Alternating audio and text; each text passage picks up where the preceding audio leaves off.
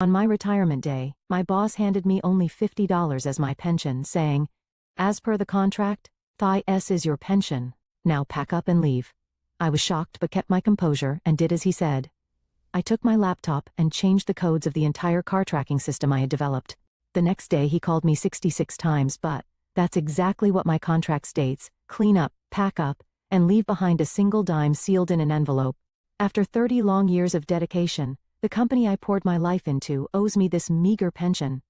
But Steven Tyler, the current president, young, smug, and the second-generation heir, mocked me as if my years of hard work meant nothing. His attitude left me feeling hollow and utterly disheartened. Any connection I once felt to this company had vanished. It had transformed into something unrecognizable, a corporation that no longer cared about its employees. I didn't argue. I simply nodded, took the packet he handed me, and replied, "Understood." Afterward, I headed straight to the systems management room. There, I erased all the data from the company's management system. You might think it was a cruel thing to do, but it was outlined in the contract as part of my responsibilities. Following the president's orders, I cleaned everything up as required. That was my final task. Moments later, chaos erupted in the office. "Hey, I can't send emails. What's going on?" someone exclaimed. "I can't access the internal system either," another voice joined in. The place buzzed with confusion and panic. Then, the president himself stormed toward me, pale and visibly shaken. "Steven, what's happening here? Are you okay?" he asked, his voice trembling. I turned to face him calmly. That was the moment when my long-standing tension with the company's second-generation president truly began. "My name is Steven William. I'm 50 years old, and I've spent almost my entire life working for this organization. I joined right after high school, making me the longest-serving employee here. In an era where job hopping is common, my loyalty makes me somewhat of an anomaly. As the manager of systems management, my job has always been challenging, but I found it fulfilling. Over the years, my younger colleagues became more skilled, which meant I had less work to handle directly. Life felt good, and I was proud of what I had built. One of my most capable juniors, Samuel, approached me one day looking concerned. "Mr. William, I think there's a mistake here, but I'm not sure what's causing it," he said, pointing to his screen. I glanced over his shoulder. "Oh, this code isn't right. Here's how it should be," I explained, fixing the issue. Samuel beamed at me. "Thank you, Mr. William. I don't know what we do without you." I smiled back. "Soon enough, you'll be the one in charge of all this. I'm counting on you." Samuel laughed nervously. "I'm not ready for that yet." "What are you talking about?" "Well," I said, "I'll be 50 soon, so I've been thinking about how I'll spend my retirement." Samuel shook his head. "You've still got over a decade left, Mr. William. Why are you even talking about retiring?" Being in his 30s, Samuel didn't yet understand how quickly time flies. Still, I assured him, I plan to keep working hard until the day I leave. There's a lot I still want to accomplish before then. Back then, I felt satisfied with my life and proud of my career, but everything changed so suddenly. It started when Ethan Tyler, the company's founder and president, fell ill and had to be hospitalized. His condition worsened unexpectedly, leaving no hope for recovery. In his absence, his only son, Steven, swiftly took over as president. Steven wasted no time delivering an emotional inaugural speech. "This situation has shocked us all, but it's time to unite and move forward. Together we'll bring about the changes this company needs to thrive," he declared, his enthusiasm almost contagious. At first, his words lifted everyone's spirits. Steven had an undeniable charisma that made people believe in him. I'd known him briefly during his stint at a subsidiary, and I truly believed he could carry on his father's legacy. But my optimism didn't last. Not long after stepping into his role, Steven began focusing on efficiency and cost-cutting. His sweeping changes included sudden reorganizations, staff layoffs, and transfers that disrupted the entire office. Chaos quickly followed, but the most heartbreaking part of his leadership was how he treated the company's senior, long-serving employees. Instead of valuing their experience, he saw them as obstacles to younger workers' growth. Rather than firing them outright, he demoted them to lower roles with significant pay cuts. For instance, skilled salespeople were reassigned to desk jobs, while support staff who struggled in these new positions eventually quit out of frustration. Meanwhile, younger employees were promoted at lightning speed, often without the necessary skills or experience to justify it. At first, I tried to make sense of it. If the younger workers were genuinely talented, I might have understood, but the truth was, their performance reviews didn't reflect their capabilities. The company's talented young workers, disillusioned by the favoritism, left in droves. Those who stayed were mostly the president's loyal sycophants, benefiting from undeserved perks. Today, yet another trusted colleague of mine announced they were leaving. The team I had worked with for decades was falling apart, one resignation at a time. He was one of our top salespeople, someone who consistently boosted the company's revenue. As he packed up to leave, he smiled faintly and said, "Thank you for everything, Stephen." I forced a smile, trying to keep my emotions in check. "But why are you leaving? You're so good at what you do." He let out a heavy sigh and replied, "I'm just tired of giving my all to this place. It doesn't feel worth it anymore." Then he looked at me and added, "But Stephen, you're the backbone of this company. No one else can manage the systems like you do. Hang in there." As he grinned, probably trying to lighten the mood, I felt tears welling up in my eyes. I tried to smile back, but my heart ached. I should have been waving him off with a cheerful farewell, but all I could do was watch him leave, his back disappearing into the distance. How many times had I seen colleagues, friends, walk away like this? You'd think a mass exodus like this would spark a rebellion, but nothing ever happened. One by one, talented employees left, leaving behind only those who were overworked, resigned to their fates, or loyal to President Stephen. I was one of the determined ones, still clinging to the company I had once loved. But it was clear the company was on a downward spiral. The signs of decline were everywhere, and even President Stephen seemed increasingly uneasy. "This is just a temporary setback," I overheard him telling his supporters one day. "It's like crouching before a big leap forward. We'll bounce back soon." I couldn't believe the arrogance in his words, especially when those around him blindly echoed, as expected from the president. It was obvious he wasn't willing to admit his mistakes. Frustrated, I returned to the system management room, where Samuel was waiting for me. "Mr. William, there's big news," Samuel said excitedly. "The president is coming to inspect the system management room today." "What?" That's surprised? Word is, after all the personnel changes, he's now looking to cut costs in our department. He might even target the systems themselves. I sighed, trying to hide my unease. "There's not much we can do, Samuel. President Stephen has a habit of making cuts in critical areas. It's good he's enthusiastic, but his priorities are all wrong." Not long after, President Stephen arrived. He entered the room, his eyes scanning everything as though he were trying to figure out what we actually did here. "Isn't the air conditioning too high?" he asked suddenly. "Heating and cooling costs are significant, you know." I answered calmly, "Computers are sensitive to heat, so this temperature is necessary for management purposes?"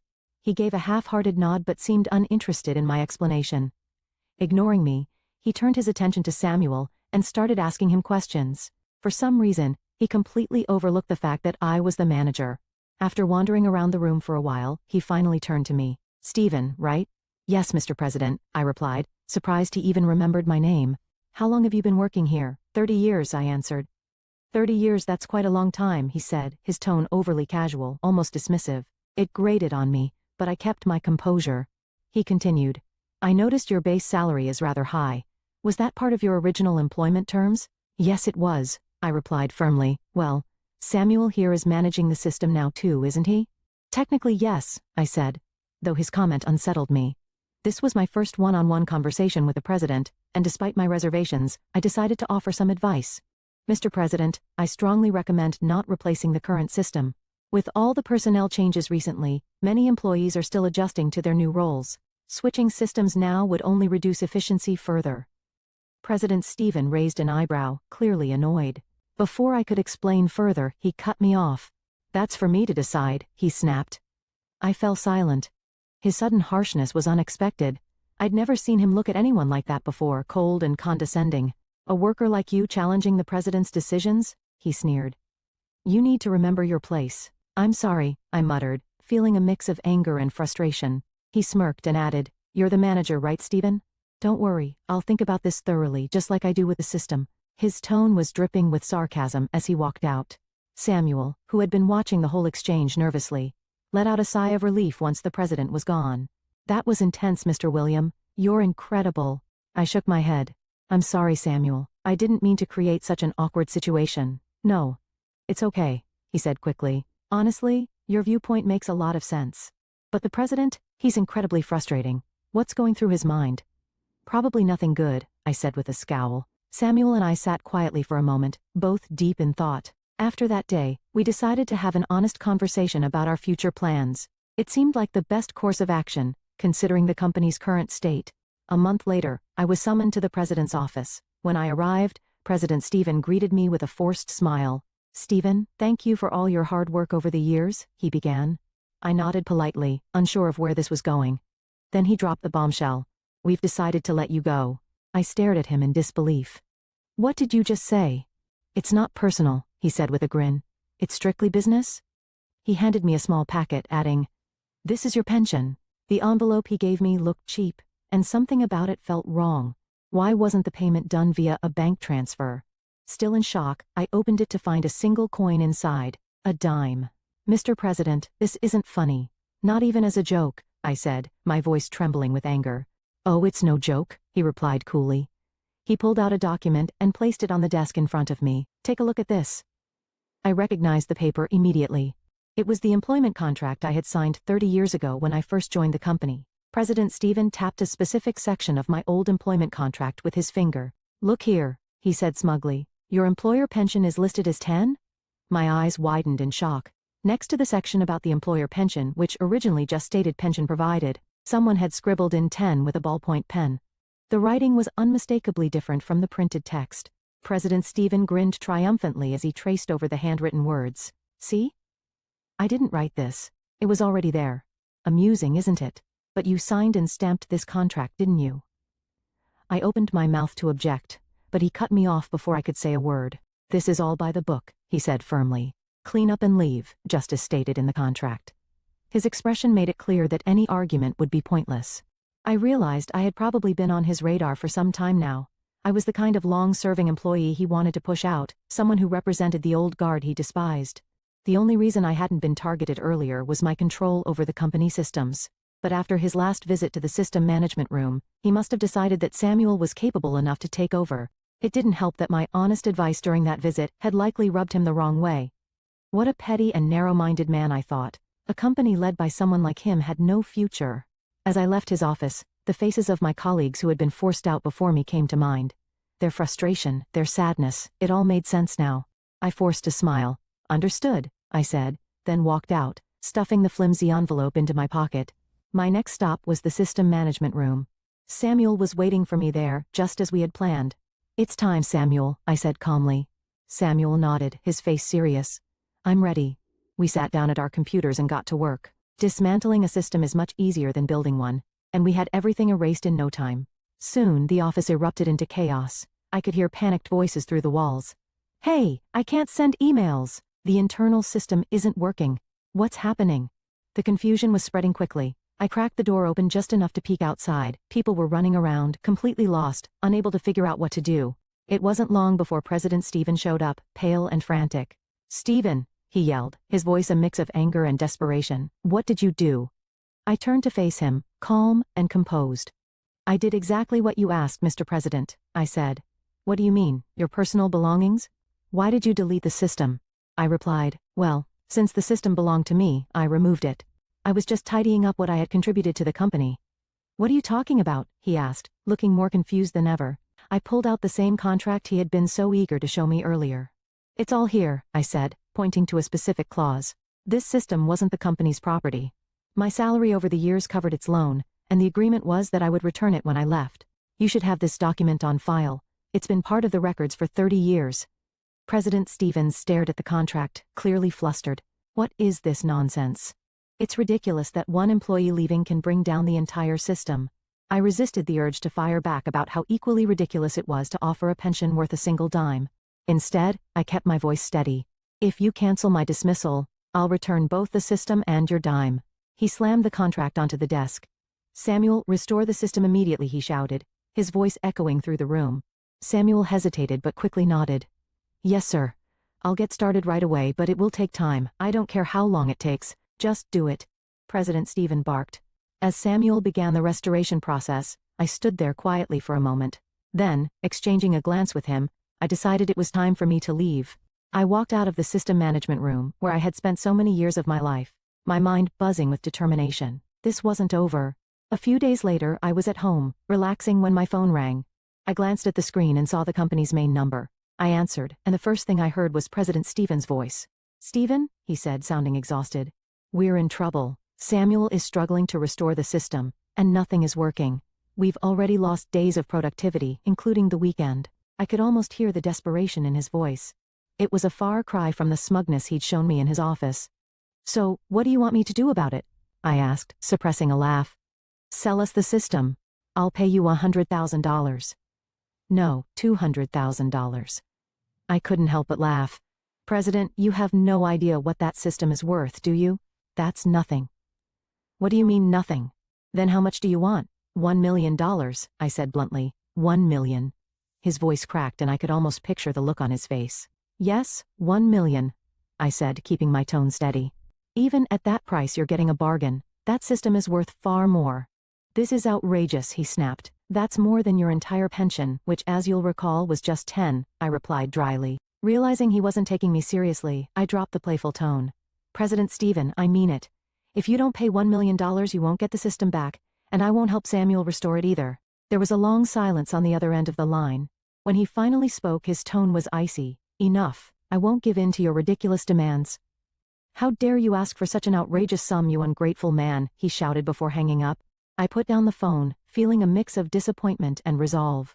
It was clear that this man was unfit to lead the company. I picked up the phone again, ready to move forward with the next phase of my plan. The next day, loud shouting erupted from the president's office. The sound came from Stephen, now the former president, slamming his fist on the desk. Why am I being fired? He demanded, his voice shaking with outrage. Facing him was Ethan Tyler, his father. Though Ethan wasn't fully recovered from his illness, his presence was commanding. Watching him from the doorway, I couldn't help but feel a sense of admiration. I'm not firing you, Ethan replied sternly. I'm demoting you to a regular employee. You need to start over and learn from the ground up. Stephen looked appalled. Me? A former president, working as an ordinary employee? How humiliating. Ethan slammed his hand on the desk, making Stephen flinch and stand upright. Humiliating, Ethan bellowed. You should be ashamed of the chaos you've caused. You nearly destroyed this company. I stood silently as Ethan unleashed his frustration. I was a fool to believe your reports, he continued. I warned you not to interfere with personnel decisions, yet you forced out so many trusted people, including Stephen.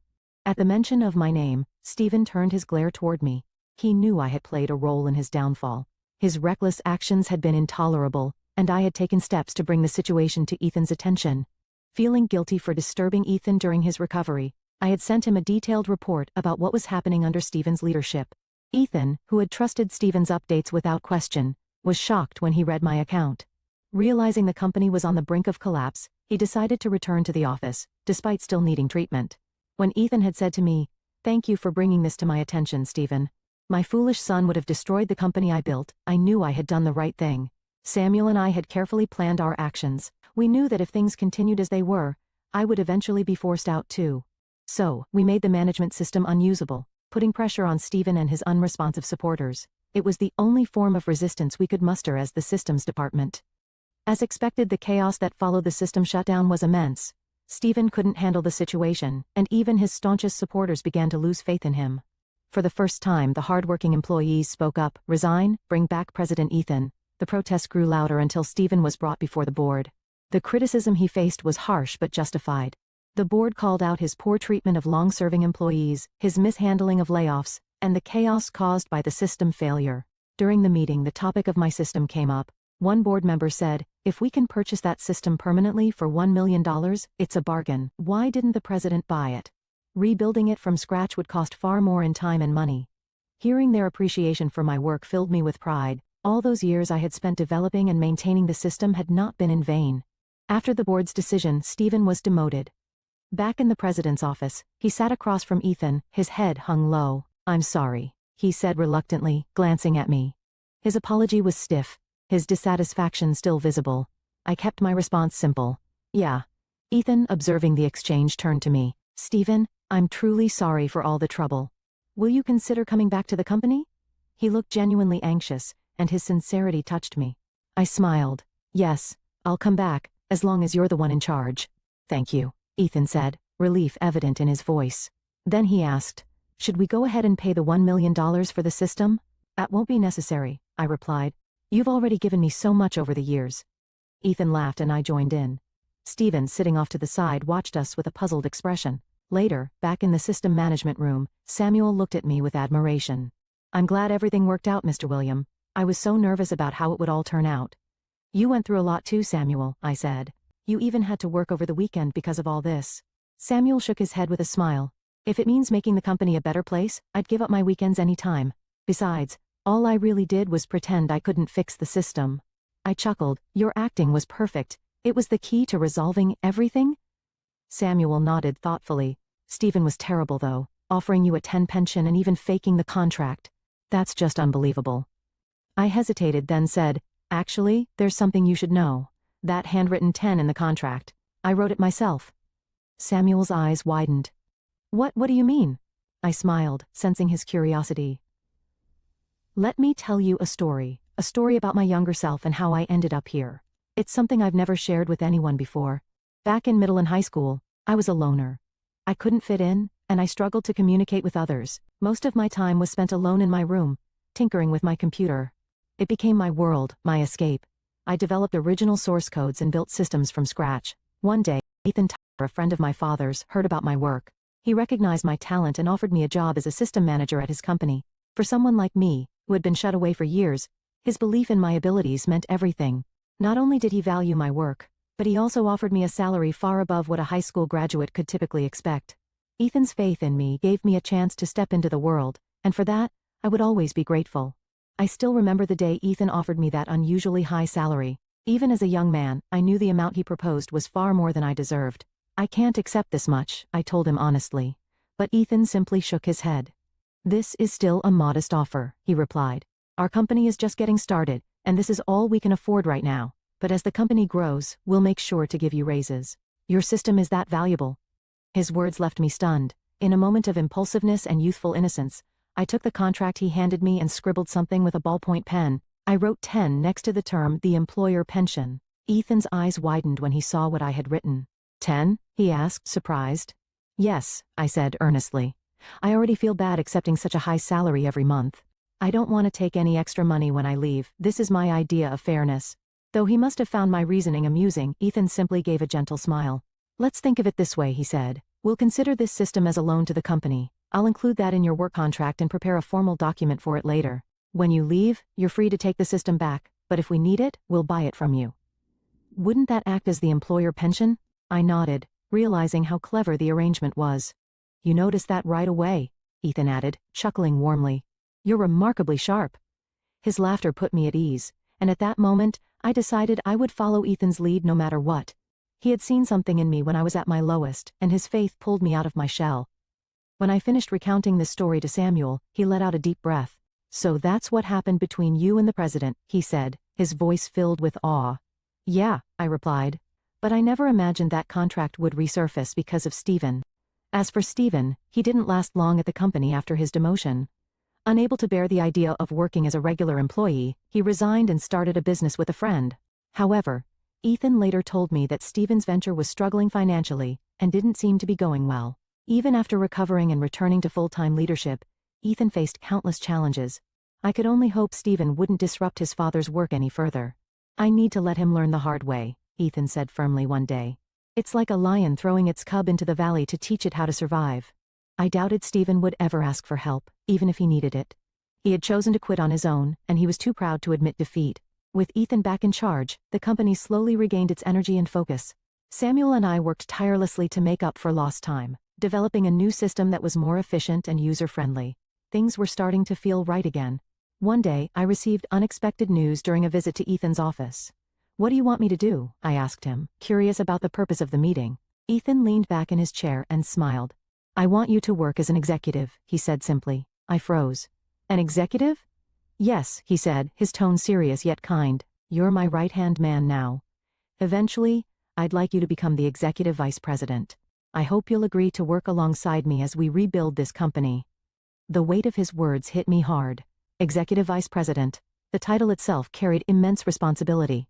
It meant overseeing the entire organization and standing as Ethan's closest advisor. Do you really think I'm suited for a role like this? I asked hesitantly. Ethan's gaze softened, as it always did when he sensed my doubts. The next generation is ready, aren't they? He said, referring to Samuel and the younger employees we had been mentoring. I nodded. Yes, I'm confident Samuel can handle it. There's no issue there. Then let's get started, Ethan said with a smile. We need to prepare for the shareholders' meeting and finalize your executive appointment contract. His use of the word contract made us both chuckle. Make sure you don't write 10 on this one, he teased. Oh, don't worry, I won't, I replied, laughing along with him. The warmth in the room was palpable, and for the first time in a long while, I felt a deep sense of hope and belonging. As I left the president's office, a thought struck me. Could I, as an executive, help bring back some of my colleagues who had left in despair? The idea filled me with determination. I was grateful I had fought to defend this company, even when the odds were stacked against me. This company had given me a chance to step out of my isolated world and find happiness under the open sky. It had become more than just a workplace. It was a place that connected people, past, present, and future. As I walked back to my office, I felt the cool breeze of a new beginning. For the first time, I was moving forward, ready to embrace what lay ahead.